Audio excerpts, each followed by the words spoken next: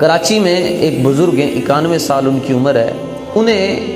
20 نومبر یعنی جس دن استاذ گرامی کا وصال ہو اس سے ایک دن پہلے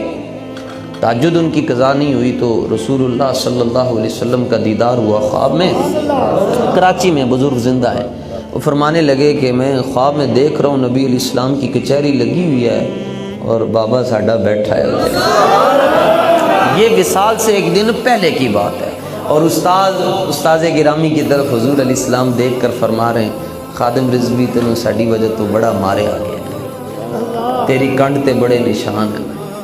اور تیرے گھر دی چار دیواری اور تقدس نو بھی پامال کیتا گیا، تو تھک گیا ہے ساڈا کام کر کر کے، اسی فیصلہ کر لیا کل تینوں اپنے قدموں بلا رہے ہوں۔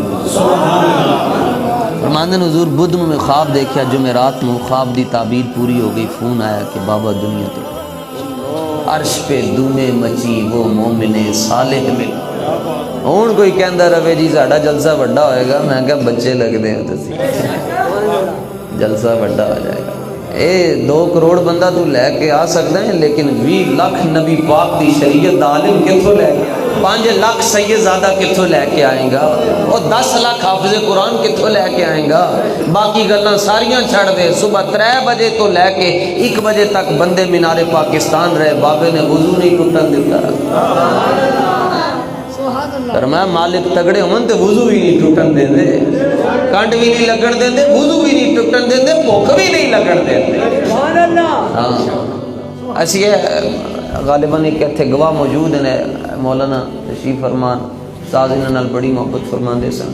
انہاں دی مسجد وچ اسی حاضر سن تے اوتھے میں گل بیان کیتی تے بابا کہن لگے حضور میں شوگر دا مریض ہاں پر صبح تو لے کے 1 بجے تک میرا وضو نہیں ٹوٹیا۔ یہ شہادت گجران والے تو مل گئی، ویسے بھی گجران والا بڑی زرخیز زمین ہے اس مسئلے دے اندر، عشق رسالت دے اندر۔